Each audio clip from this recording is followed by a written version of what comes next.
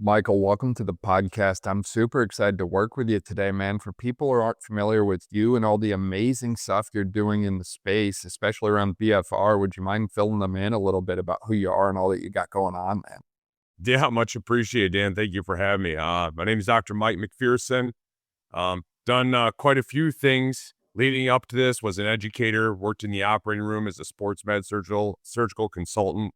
That's what really led me to the BFR realm. I'd be sitting in surgeries, ACL reconstructions, femoral acetabular impingement, and just wondering how I would rehab based on the graft they would take, what's going on. Ended up getting a call, started learning more about blood flow restriction. And once I started digging into the literature, it was no doubt just something I knew more people need to know about. If I didn't know about it and everything, NSCA, CSCS, been to state conferences, regional, national, I got to get the word out. So I just went to work, got in the literature, realized the need for education, built out an education platform, became a BOC approved educator, as well as an approved educator with the American Physical Therapy Association. And so we've got some certifications. Yeah. And just, I would be talking, what really stimulated, I'd be talking with all these, professional teams, especially the soccer teams, the academies, and they'd be using BFR heavy with their primetime athletes. My biggest question was, well, why are we using it with everybody? Why isn't everyone benefiting from the download weeks, the taper weeks, the recovery? Like they just don't know. They haven't been educated. They're not getting in school, or they're getting it for like an hour in their program. Like, we need better education. So that's what really stemmed me to dig into the literature, start to develop this education, this classroom, this unique thing I've created. And then while doing that, it's like the aha moment was like, whoa, we're focusing on athletes and ACLs. This could be for a lot of people, right? The longevity factor, the grandmas, the grandpas, the moms, the dads, hugely helpful for them. Shorten time in the gym while still increasing muscle mass, strength, and that longevity. Absolutely. And while not planned, you mentioning about the role on the OR side of things, that made me think of one of the earliest and just to me most common sense applications that I was using BFR for is we started getting a lot of athletes preoperatively for physical therapy and rehab type of things before they would go in for those surgeries. And one of the things that I think really impacts athletes recovering from that surgery is the amount of time that tourniquet is left on the leg. And I'm not an orthopedic provider by any means. I don't pretend to be one, but it's been discussed, and we even did a discussion about that on the podcast in the past. And some surgeons only hang the tourniquet during the graft harvest, so 10 to 15 minutes, it's off. Others have that on during the entire duration of the procedure, which might be 30 to 40 minutes, might be significantly longer. I've seen tourniquet times as long as 90 minutes. So you think about what that feels like to have a BFR cuff on your leg for 90 minutes consistently. It gets a little uncomfortable eventually. But then you think about it, if you're not prepared for it, and that's the first time you've ever had that level of pressure. And oh, by the way, we're also doing a major surgery that you're going to have to recover from. Like, I think that anecdotally, athletes did a lot better when we did BFR with them preoperatively, and they were more prepared and had an easier time recovering afterwards. And again, it might be something totally different than the tourniquet effect contributing to that, but anecdotally, I see so much benefit to doing that. And I just ask myself, like, why is not everyone doing this preoperatively? Because it's a game changer, in my opinion. Yeah, I'd like to add to that two things. I remember being in ACL reconstructions, and they put that surgical tourniquet on, and you're spot on. Some guys will just have it during the graft harvest. 90 minutes is gold standard tourniquet time, and that was last time I checked a couple months ago on tourniquet.com. Um, so you can have complete occlusion for up to 90 minutes during a surgery. So that always gave me reassurance. 5 minutes on, 5 minutes off. Typical recovery for athletes. Like, well, or with anybody, right? We're well within the safe ranges. If they're safe and approved for surgery, they can perform BFR. I recently had, I'm working, so I do a lot of sports performance stuff. We focus on closing the gap. So I own a small gym here in St. Clair, Michigan, and we're a sports medicine, sports performance training facility. And so one of the things we focus on is closing the gap between PT and full function. So that's a big focus of ours. And then just general sports performance, getting these athletes, bringing them a high level of training So it's not just bench, squat, deadlift, same thing each and every day. I recently had an athlete. I worked with him in the summer, and he came to me. He just tore his ACL, non-contact tear, planted, tore it. My first thought, I was like, "Here, take the cuffs." Gave him a pair of cuffs. I was like, "Take them with you." Mom, 5 on, 5 off, 3 cycles, once a day. He tore it 2 weeks ago. Everyone he's seen, his surgeon, his PT, everywhere he's stopped along the way, they cannot believe he has not had any atrophy that's noticeable to the eye post tear. And his mom, we were talking yesterday. She's like, I think it's the passive BFR. That's all they've been doing. And just like you're saying, a way to audit that prehab aspect. That's one of my big things. I remember playing college football, running back towards ACL. I remember in jumping rope and squatting before surgery. It's like the stronger we go in, the stronger we'll come out. And that's the big focus with this young man, is just keep running that passive cycle. Let's stay strong so that we have great outcomes. Absolutely, I could not agree more, and I think a lot of that comes back to the mechanisms of BFR, from the neurovascular effects to the actual effects on the, endocrine side of things and the growth factors and other releases that are seemingly, released in response to BFR that way. I think for the longest time, and I still have a little bit of this belief to myself that way, I used to think that it was all about horsepower, right? Build a bigger muscle, more hypertrophy, and obviously BFR helps with that, but also you consider the neural structures that supply the muscle. You consider the vascular structures that feed the muscle and help eliminate the waste products from the muscle, and all these other things that contribute to the performance that we're after. And it's like, it's no wonder BFR works so well, because it addresses all of them, not just one, not just two. It literally checks all of the boxes that are needed. And I think that's the other piece that I see so much benefit from this in the pre-op population. Is it's like, hey, we're not just accounting for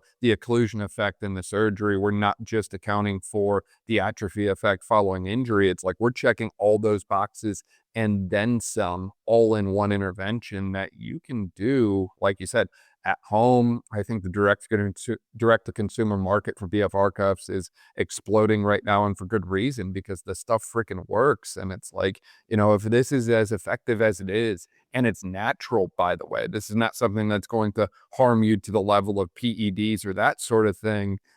Again, I want everyone to be using it. I think it's appropriate for all age ranges and across the lifespan that way. Yeah, I got safety studies that support from 12 to 88 years old. Different use case for BFR. As you said, right, the endocrine effects. What drives BFR? Three things: hypoxia, right? We're reducing oxygen in that limb. Mechanical and metabolic stress. Those are what we're creating with BFR. And those three things, they trigger, right? So there's a stimulus. What do they trigger the human body to do? They trigger our physiology. They trigger the release of hypoxia-inducible factors, which are master regulators in the human body. They turn on brain-derived neurotropic factor production, which is neuroprotective, right? Now we're protecting the brain, the nervous system, all those neurons. It turns on vascular endothelial growth factor, which is going to create angiogenesis. What's that? The growth of new blood vessels, right? So now not only are we getting muscles bigger, but now we're supplying them with the gas they need to actually function appropriately. Huge cardiovascular effects. Also, heat shock proteins are going to go up in response to hypoxia, which they're just old they do, right? They're checking off the structures and make sure everything's being built appropriately, properly. They're sometimes called longevity proteins. And then with those mechanical metabolic stress, those are our big endocrine factors in my mind, or which you commonly see in literature: growth hormone, testosterone, insulin-like growth factor. And we always think, I always do at least, first thing it comes to my muscle protein synthesis, we're going to get bigger faster, for sure. But it also has a healing effect on connective tissue. I think that's something that can't be stressed enough. Ligaments, tendons, inflammation. It's going to help heal those ligaments and tendons, and also calm that inflammation down, reduce swelling, and then that analgesical effect, right? That pain, that's going to disrupt that pain signal. So you're going to see a reduction overall. BFR for low back pain, lower body BFR cycling is absolutely unbelievable. If anyone is suffering from lower back pain, I can't help me. I had 2018, MRI, L4, L5, L5S1, both discs were herniated. They're talking about disectomies, this, that, and the other thing. Changed the way I trained, because I felt like I trained myself into those issues. Did change the way I trained, but then also I started adding BFR with some cycling to it. um, absolutely changed the game. You could feel like the release in that lumbar fascia, just a relaxation effect. I think it's important to note that training with BFR is still extremely rigorous. I think a lot of times people that haven't done it before, they look at it and they realize, oh my goodness, the load is like significantly lower than I usually use. There's no way I'm going to get the same benefit. And then they do it and they're like, holy smokes, I'm like, I'm on fire right now. I did 5 sets of 15 and my biceps are freaking blowing up and burning like crazy. It's very rigorous. And I think one of the most unique applications I've used it for, especially in that post-op lower extremity population, is the conditioning effects. I see so many athletes, and I've seen athletes in the past that get 6, 8, 10 months post-op from some of those different procedures. And they tell me they feel they're not in shape. They're not ready to go for sport. And that 100% changes what we do, right? They might look great on all the hop tests and the knee strength and all that sort of thing. But if they don't have the conditioning component required to return to practice, are we okay returning them to practice? Maybe, maybe not. I think that using BFR early on, even with some simple things like, if you're 6 weeks out from an isolated ACL injury, I hope by that point you're walking with a pretty normal gait, and I hope you're able to spin an exercise bike. If you can do those two things, throw a BFR cuff on there and watch the endurance gains go through the roof. And even if you're on the healthier side, the non-injured side, the amount of times I've read studies that show insane VO2 max improvements with Yeah. VO2 walking, Yeah. I'm astonished by it. I'm like, why is it that this is not being done by every endurance athlete? Because I think the low hanging fruit nature of it, right? BFR and walk, BFR and spin a bike. It's so simple and easy to do and fit into the day, and the benefits and effects you get from it are just astronomical. I couldn't agree more. And that's one thing when I speak with a lot of physios, physical therapists who are working with, you commonly get BFR athletes and ACLs. So really trying to broaden that perspective, that outlook, start talking to physical therapists about working with the elderly. And that's the first thing I go to. Let's do some BFR walking. Let's do some BFR cycling, low pressures. We don't got to go very fast, but we're going to see a major, major difference and you're right, their aerobic capacity. They're going to see very significant strength and mass gains in a short amount of time. Absolutely. Yeah, I think there was a study done in 2024, a meta-analysis that recommended from a parameter standpoint, if you will, looking to do something aerobically 2 to 3 times a week with the BFR on for 10 to 45, 10 to 60 minutes per session. There's a lot of variability. They recommended obviously repeating that over a period of weeks. Does that generally align with the kind of recommendations that you give from a parameter standpoint to someone who comes to you and says, hey, look, Mike, I want to improve my VO2 max. I want to improve my endurance capacity with BFR. So I think, right, there's always that leeway depending on are they older? Are they a professional athlete? Are they, just a weekend warrior? But guidelines, 40 to 60% LOP, low to moderate pace, 10 to 20 minutes. 2 to 3, I would like to shoot for 3 times a week, I would say is ideal. But yeah, just following those guidelines. Now, I have had a lot of recent feedback. Some of our collegiate programs, they really are liking the 60% LOP right now. They find that the athletes are much more tolerable of it, and they're excited to come back for BFR instead of using 80%. They're like, get this off me. I don't even want to do it. So their increase in buy-in. And to me, that's huge, right? If they're not doing it, there's no benefit. We have to get them to do it first, right? We got to set that hook. So they're having a great success at 60% LOP, and they're not seeing any differences in outcomes, right? And Like, nowadays to get that 60% LOP, like the cuffs, most of them auto inflate. It's like you just hit the button and sit back. You don't have to sit there with the little manual pump. Like I brought when I did a guest lecture on BFR at Messiah University back in the spring, I brought my automatic ones and then I brought my manual ones and I let them try them both. And they were just like, I like these automatic ones so much better. It's like literally set it and forget it. It's never been easier to hit those numbers and metrics that you mentioned. you're spot on, quick, convenient, and I'm a big believer if you're using the rehab space or just for dialing it in for accuracy, for progressive overload. I want to calculate that LOP, that minimum occlusion pressure, and then I want to be able to set that pressure so that I can vary it, right? am I fresh today? Am I a little beat up, right? I'm going to vary that pressure, make those adjustments, and I know what I'm at each and every time. I like to use what I really like about air bands, BFR, and I use Saga as well, is at the end of each session, it gives me a readout. What was my average pressure? What was my peak pressure? What was my minimum pressure? And a total time. I take a little screenshot, and I'm a big data guy, right? So I like to track all my lifts, track everything I do. So that always lets me know this is where you're at for BFR that day. And so when I come back, right, that following week, higher, lower, where's my benchmark? Where am I improving? Where am I not? Yeah, no, that's awesome stuff, and as you were talking, I realized I was having flashbacks to the podcast we did earlier this year with Warren Bradley, also about BFR, and one of the big things that he brought up on that was BFR for recovery following activities that way, right? Athletes, they like to redline, they like to push really hard, that sort of thing, and I was thinking about those BFR walks or BFR bikes, and to me, that would be probably just as effective as passive BFR from a recovery standpoint, as I think there's a lot of benefit that comes from just getting up and moving for 15 to 20 minutes. And I think the low intensity nature of something like walking or just easy spinning a bike with BFR, I would imagine that helps to accelerate the recovery stimulus as well, just like a passive BFR would, I would think. Yeah, spot on. And that's what we see a lot of our professional teams. They'll do passive or active recovery.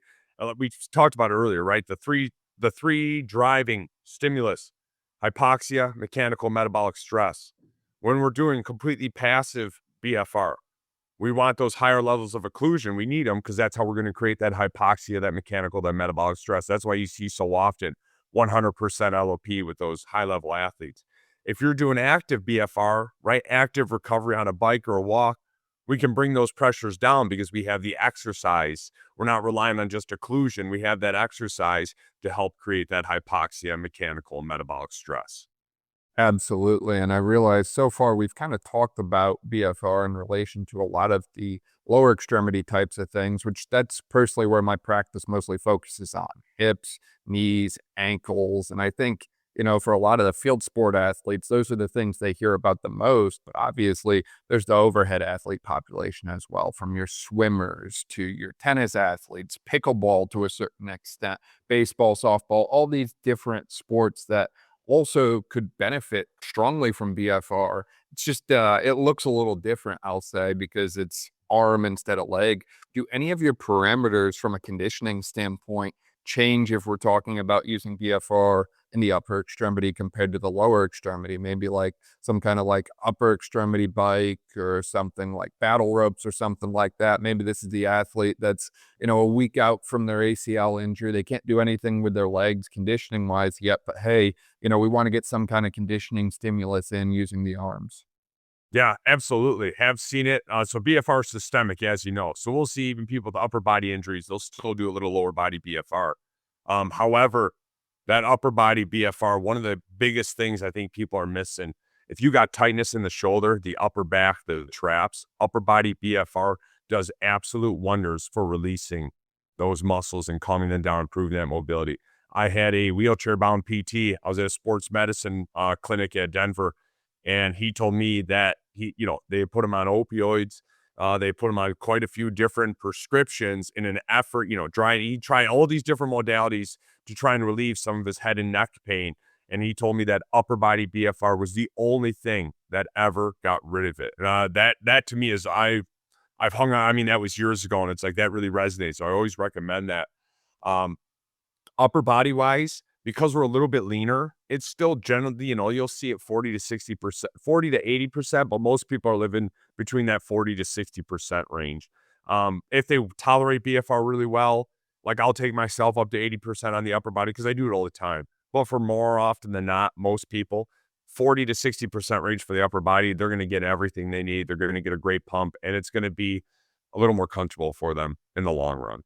Absolutely, and just thinking about some of the different hemodynamic type things we see up there, like for one reason or another, I've seen a fair amount of overhead athletes that get some of that TOS type stuff, neurovascular compromise, different things like that, and we start them a little bit more conservatively, I'd say, when we do upper extremity BFR with them. Like, I think we're more around the 30 to 50% LOP Okay. instead of jumping right into the 60 to 80. And again, that's just clinically what I've done that way. That doesn't make it right or wrong, but I've noticed that they seem to respond pretty well to that. I think that a lot of the BFR effects, like you mentioned, obviously there's pain reduction, obviously there's improvements in the actual tissue quality and capacity, and it's just overall how it feels. But even just going back to some of those different vascular and neural changes for a second, like I think that it almost gives the upper extremity a stressor that it needs to adapt to the stresses of the sport, and it almost makes that like neurovascular symptom calm down a little bit because you're actually like working it and addressing it. That wasn't as eloquently said as I wanted it to be, but I think in general there's something to that concept of using BFR to actually help intervene in those that have some start of symptoms. Now, again, I think you need to be careful with it. Don't just jump right off the deep end, but I think there's something to that conversation around hemodynamic and vascular type conditions in the upper extremity and BFR. Yeah, absolutely. I really liked your little nuance there, 30%, right? Commonly in the literature, we always see 40 to 80, 40 to 80. But again, any occlusion is better than no occlusion. And if 30% gives us everything we need, right? Let's make sure someone is getting the BFR that they need. And we can always work up later. We put on too high of a pressure, right? You never want to cause injury, but you also you don't want to scare them away. And right, you inflate it to 60 you're out the gate, like, well, I'm not doing this anymore. Right. I think that speaks to the individualization that's required when using BFR because everyone's got different tolerance levels, right? Like there was a picture I've got somewhere on my phone when I was doing double upper extremity BFR, and I was doing I call it the Holy Trinity superset: body weight push-ups, dips, and chin-ups.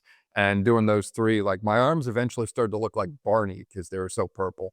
Now, that might have been a little extreme, but I thought it was the coolest freaking thing ever. The veins were popping and all that Yeah. stuff, but not everyone is going to be like that. So I think finding a way to almost like individualize it and meet people where they're at, even if it's slightly lower than what's recommended from a research Yes. standpoint, to the point you made, something is always better than nothing. Some stimulus always beats no stimulus. So, if they can only tolerate 30%, cool. We're going to do 30%. And I'd rather get the benefits from 30% than get no benefits. Absolutely right. And that's something to consider when you're selecting a BFR. The width of that cuff is going to vary that pressure that's applied. I've used a variety of cuffs now, the pros and cons, right? A wide cuff, we're going to include blood pressure. We're going to include blood flow at lower pressures, which is great. But when the cuff's really wide, it's going to sit right over that muscle belly and makes those contractions more challenging. It's tougher to get a full contraction, bicep, hamstring, tricep. Those thinner cuffs, right? The more of those BFR straps we see now on the market, they're about 5 centimeters wide. They got to have an exponential increase in pressure to include the same amount of blood flow as those wider cuffs. Pro to those, they're going to give you great range. We're going to get a great muscle contraction. A con, and one thing that I really noticed, caused quite a bit of bruising. I don't bruise very easy, or at least I played college football. I've been battered, beat around a lot, haven't had a history of bruises, but using those thinner cuffs, I looked down, I was purple above and below. So there's something to be said about this. The strap width is very important. I would have to agree with that, and it's funny because 'cause I've noticed similar things as well, and I'll get some bruising every now and then up around my, shoulder that way, kinda like around the front deltoid, if you will, that way, and it's interesting because a lot of people listening that work with athletes probably think, "Okay, like, they're gonna bruise, it'll go away in a few days, who cares?" This is a weird little quirk, but it's one that I picked up working with a lot of high school athletes, is they didn't wanna do any type of manual cupping, dry needling, anything that could run a risk of discoloring their skin around times of, I don't know, picture day, media day, school dances, all these different things. They were very, very guarded about that stuff. So naturally, I don't want BFR to fall into that same category for them. And again, it's one of those weird little nuanced things that maybe we as clinicians don't think about. But, if you're working with an athlete where the cameras are rolling and they're on TV and they're all over social media and that sort of thing, those things might be going through their head. And, discoloration of skin is not something that they might want to be sharing with the world. No doubt, or even mom, dad, you're working with the older population. They're not going to want to be all bruised and battered when they leave PT. Right? They want to I want to be feeling good, want to be looking good and having all those positive vibes. So I think that's very important to consider when we're working with those patients. Yeah, absolutely. Make them want to come back and do more. And you mentioned that earlier, even in relation to the 60% limb occlusion pressure usage, right? Like athletes were excited and wanted to come back doing it at 60, 80%. Maybe they felt a little too beat up. So I think ultimately, as long as you're within those ranges to get adaptation, like if you're living within those ranges, that's what it's all about at the end of the day. And I think the other piece that comes to mind for me as well is I know that there's been some different protocols going back to what we talked about early on about just like conditioning the neurovascular structures for some of these different like ischemic environments. I know we mentioned the tourniquet, but I mean, there's other times and other cases where, hey, the athletes are going to be in altered circulatory states, if you will, that way. Outside of the 5x5 passive protocol, do you have anything that you typically do to help kind of drive and deliver those hemodynamic ischemic type benefits using BFR that way? All right. So pretty standard. We'll go recommended 5 minutes on. Then typically it's 5 minutes off for 3 cycles. And passively, lower body, we're going 100% LOP. Upper body, we're usually between 40 and 60, to be quite honest with you. Now that off time, we can bring that all the way down to 1 minute, 5 on, 1 off. If they're well experienced with BFR, and we're shortening that time frame. Commonly, always that 75 rep protocol. You see it a ton in literature, that 30, 15, 15, 15. There's a 2024 meta-analysis systematic review. I know Brad Schoenfeld was on it. I don't remember all the authors, forgive me, but they did a hypertrophy rep analysis, and they found that multiple sets of 15 were just as effective as that 30, 15, 15, 15 protocol. So that's something I strongly believe in. And that's what I really subscribe to. Is I felt having that first set of 30, if I'm working with someone who's never done traditional strength training and who has never done BFR before, and I'm asking you to hold great technique for 30 repetitions, come on now, right? Like that's just that's very hard. That's very hard to do. I'm almost setting that person up for failure. So I want to assure we have great form, great technique. And I think bringing those reps down can be very helpful. Back to what you said about the occlusion, one thing I want to touch on, you read multiple studies out there, between 40 to 80%. Some studies have reported, right? There are differences and slight differences in growth hormone, testosterone, insulin growth factor release. However, the outcomes, increases in muscle strength, size, the hypertrophy effect, relatively the same. No significant difference between those pressures. Yeah, absolutely. And I think one of the other things that comes to mind as well that I don't think we've talked about it yet is going back to that cardiovascular benefit side of things. And again, you mentioned it, how this can benefit individuals across the lifespan, not just athletes. But I believe, correct me if I'm wrong, but the BFR like cuff and placement and using it in some of these different protocols we've discussed, there's some research to suggest it activates the metabo reflex, which jumps up the sympathetic nervous system like haywire that way. So from a standpoint of, I talk about it in relation to redlining or throttling up that way. Like this is such an easy way to teach athletes how to redline and throttle up.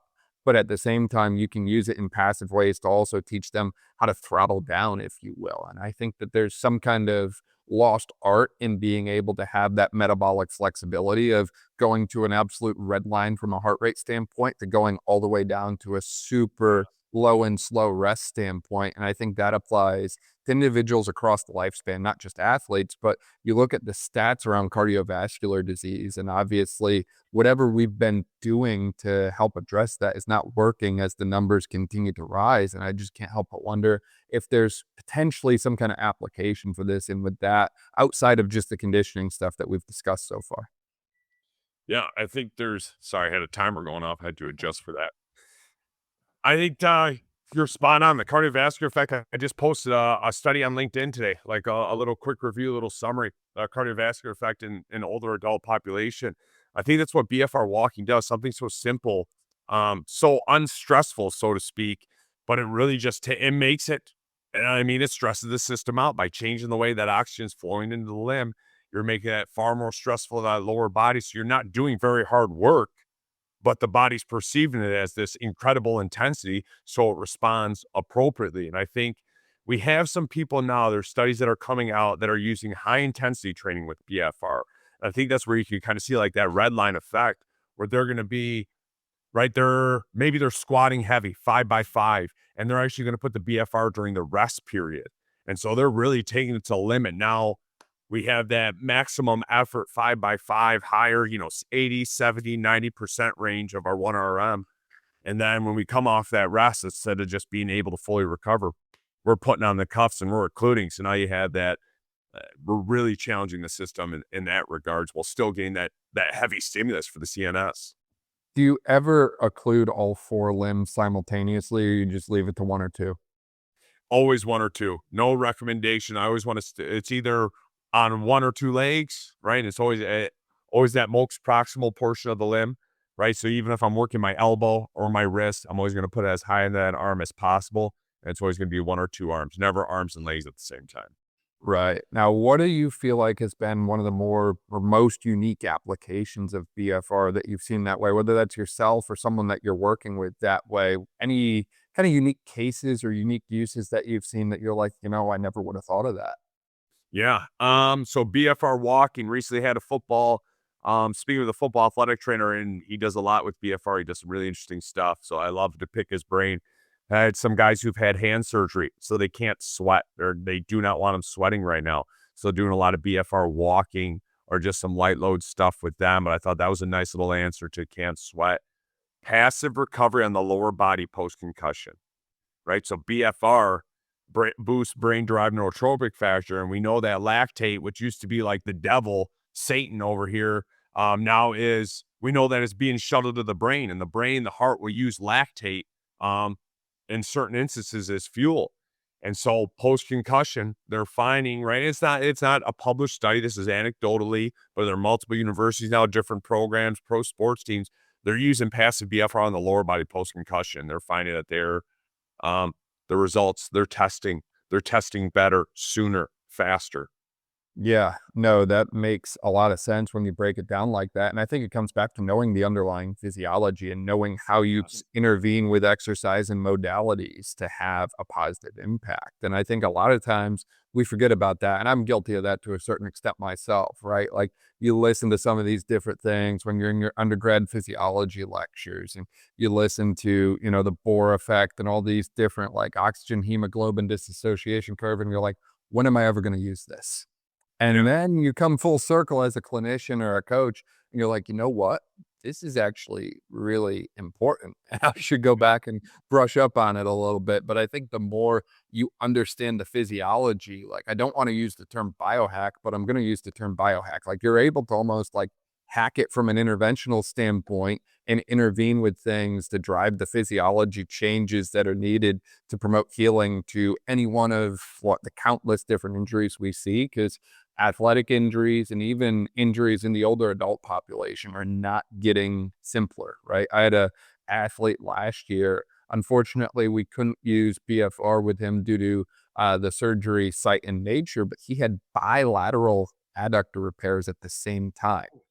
So naturally, obviously, we can't do anything with the leg BFR, but it's like, looking at that, it's like nothing prepared me to rehab this as a non-clinician. Like you just kind of have to jump in and figure it out. The problems we're trying to solve are inherently extremely complex in nature. And if we don't understand some of these unique ways to problem solve, then ultimately we're doing a disservice by the athletes that we work with. Spot on. I recently posted, I was on LinkedIn, and then in the classroom where our certification lives, but BFR, and it's cliche, but biohacks the Henneman size principle theory, right? Which says we're going to recruit smaller motor units, right? Those type 1s, then as load gets heavier, intensity increases. Now we got to go to type 2 fibers. Well, basic physiology, right? Bringing back, I taught biology for many years. Type 1 muscle fibers, aerobic, need oxygen, right? Slower twitch, more like marathon. Type 2 muscle fibers, we'll keep it real simple, right? Anaerobic, don't need oxygen. High force production, they're going to get stronger, faster, hypertrophy. Well, as soon as we reduce oxygen in that limb, that body no longer, that's what makes BFR so effective, right? That body's no longer, those muscles can no longer call upon those type 1 muscle fibers to that extent because there's no oxygen available. So now we're able to get those type 2 muscle fibers involved much earlier with much lighter loads. We reduce, right, the joint stresses, we reduce any of those stresses overall felt by those things, and we're able to get those muscles working to improve that hypertrophy with incredibly, body weight exercise. Absolutely. On one hand, just thinking about the rise in this sports science culture that we live in, I like to think that Goodhart's law holds true to the end of the day, in that we start to assign measures as targets. Like, we have to hit this, we have to hit that. We see it in rehab all the time, but I think when we start to do that, it becomes less of a good measure, if you will. I think about some of these different ACL targets, right? Oh, we have to hit 90% symmetry with this. We have to hit 90% symmetry with that. And as a result, a lot of clinicians, and I'm speaking from experience because I did it myself a couple times, and I caught myself. I looked at myself in the mirror and I was like, this isn't right. You end up kind of pull from Common Core education, if you will. You end up teaching for the test, right? Like, hey, we need to get better at the triple hop. So what are we going to do? We're going to triple hop over and over and over again. And I think BFR as a tool and implement can almost kind of like counteract that effect, if you will, because it's like, hey, we need to get better at, okay, hopping. So I need better muscular power and I need a more efficient muscular system. Okay, I can do that with BFR. I look at the knee extension testing in particular following ACL, and I felt like a lot of the numbers we got were faulty in the sense that pain was the limiting factor. Hey, I've got tendon pain when I'm doing the Biodex. I've got tendon pain when I'm doing the max isometric knee extension test. What can I be doing? I think including BFR earlier in the rehab process helps to mitigate a lot of those issues that we see later on in this like assessment driven world that we live in. And, as a result, kind of prevents you from becoming someone who just intervenes to get a better test score, because it's not just about the test score at the end of the day. It's about, is the athlete truly ready to return to what they're trying to return to? And if you just teach for the test, I like to think that your results are a little bit skewed and misguided. Yeah, I completely agree. I was working with this athlete, had an ACL reconstruction last fall. Significant. I mean, he was ready to go PT wise, was cleared, run out of sessions, went to his 9-month return to play. Still had significant atrophy, was not anywhere where I thought he should be. And I was like, I know you got this return to play, but I would be cautious. I would do, take a day off here and there. Let's make sure we're not fatigue setting in. Poor gentleman went up again. It was a non-contact ACL tear a year ago, non-contact ACL re-tear, just in the past couple months. I think it's very right. Yeah, we're trying to check those boxes, but it's gotta be done. We got to make sure the kids are safe, especially a young person, right? They cannot be going to have 2 ACL reconstructions in the same leg by 19. Not ideal, not what you want. Like, we have to make sure that these kids are getting proper care. It might be a little devastating, but I think it's more important to have that hurt now. Like, hey, you're not going to be ready to start a football season. We might get a month or 2 in, and you'll be able to play. But right, we're in such a rush to get people ready to go and to tell them, hey, you can go back. You're going to be back for next season. But then you might cost them that season, or cost them right then. You're talking down the road. What happens down the road? Right? You're snipping the meniscectomies here and there, and then ends up becoming a total joint, right? And then there's just nothing left, arthritic, all that stuff. Even to your point on the atrophy, right? I've seen athletes who are still atrophied visibly get fitted for functional braces that ones Yes. that cost about $1,200. They're custom, meaning if your quad grows more, it no longer fits. So if you haven't restored symmetry in the actual bulk of the muscle prior to that, odds are they're going to be shelling out another $1,200 to get Yep. another functional brace because the muscle wasn't as big as it should have been. And again, going back to the point you made about some of the higher volume protocols using BFR for hypertrophy and stuff, it's like, start this early so it's just not an issue in the future that way. Building off of that, I've seen anecdotally a rise in the amount of knee cartilage injuries, especially in the athletic population. In basketball and tennis, we've had a number of athletes on the podcast that have had knee cartilage defects. And that was something that I felt like, from a sports rehab standpoint, wasn't often discussed. Has there been any applications that you've seen from a BFR standpoint for the individual that might have cartilage lesions or cartilage defects that way? Yeah, I mean, we still see a lot of isometric work, a lot of passive BFR, commonly recommended, right? Boost that growth hormone, insulin growth factor, testosterone, those healing effects on the cartilage, the tendons, the ligaments. Depending on what is tolerable pain wise is kind of what's being recommended. But my go-to always starting off, right, a tendinopathy. I'm gonna hit some passive BFR with you. I think that IPC, whether going into exercise, passive BFR cannot be beat. And what I mean by that is when you do it before whether it's a game or maybe you're just going in to train for a heavy session, it's going to offset fatigue. Like there are multiple studies support lifting might be minutely heavier loads, but heavier loads for more repetitions by performing IPC beforehand. It's going to offset that fatigue, boost those recovering hormones are going to be right. Those are going to be circulating right out the get-go. I think there's a huge application for that. It calms down the pain, right? The nervous system, giving that different signal, kind of disrupt the pain you might have from that destruction of that cartilage. I think a lot of it, getting on my soapbox here, the specialization of these athletes, right? Like general physical preparedness, GPP has gone out the window. And now we're seeing kids, that's great, you're 12 and you can throw 80 miles an hour, but you can't box jump or sprint. What are we setting these kids up for, right? Just an absolute disaster. And then you're talking about how the kinetic chain, right? It's changing the way they're, right? It's throwing up, we're getting pelvic tilts, leg discrepancies. It's just leading to this whole laundry list of different issues where we just need to be with these athletes. I think we'd alleviate a lot of problems with general physical preparedness. We're going to get you moving in a lot of different directions. You're going to be performing a lot of different exercises, different modalities, different weights, stimulus, whatever it is, bands, kettlebells, dumbbells. We're going to get you moving a lot of different ways, running and jumping. Being kids again, I think would alleviate a lot of these issues that we're seeing, to be honest. I 100% agree. And just to kind of expedite that whole process, because sometimes you get an athlete that's 17 and doesn't have that GPP base. And it's like, hey, we have a very tight window to work on this with.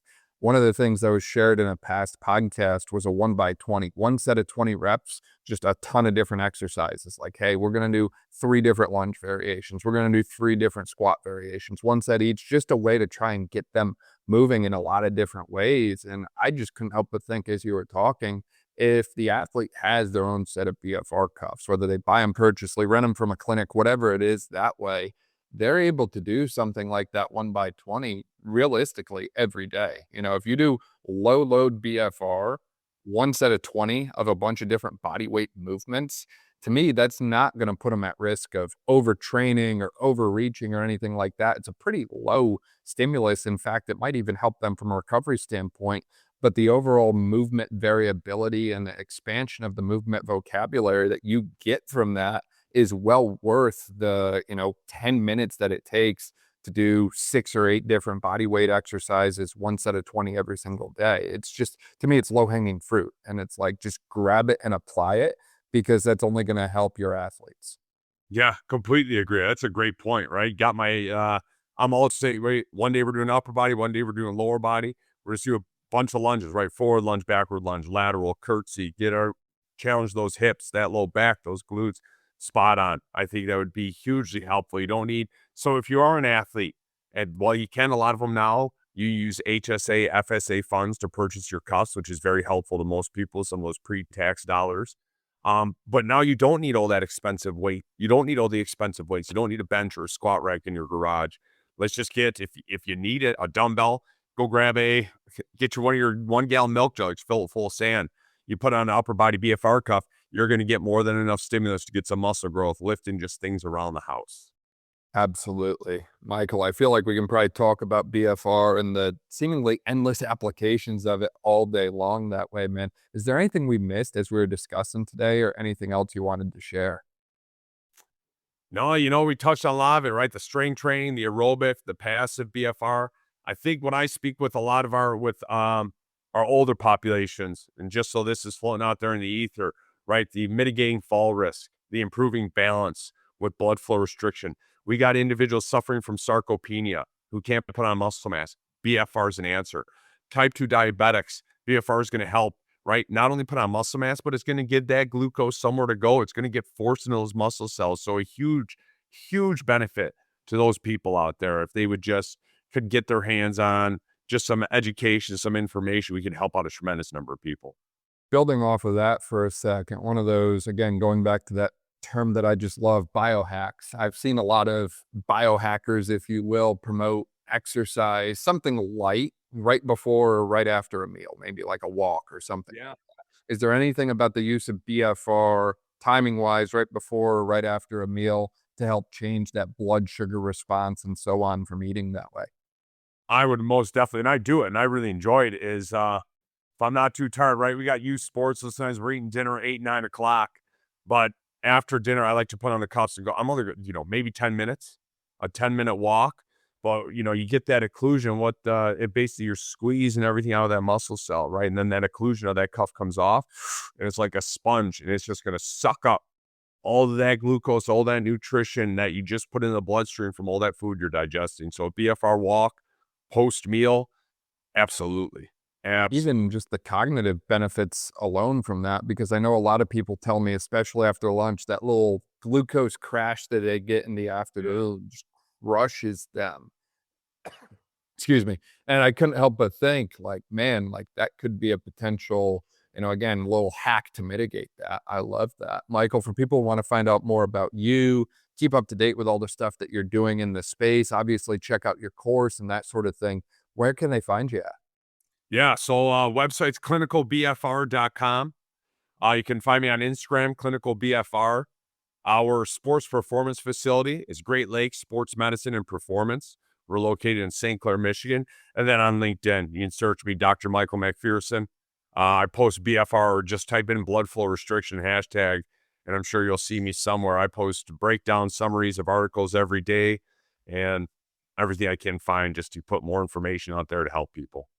Yeah, no, that's awesome, dude. We'll link to all of that in the description below as well. That way, if you didn't quite catch it, you can just click there and see everything that Michael is up to. This is awesome, man. Really appreciate your time and everything you're doing. Yeah, Dan, thank you for having me. Really appreciate the opportunity to talk and just hopefully some people get some positive things out of this.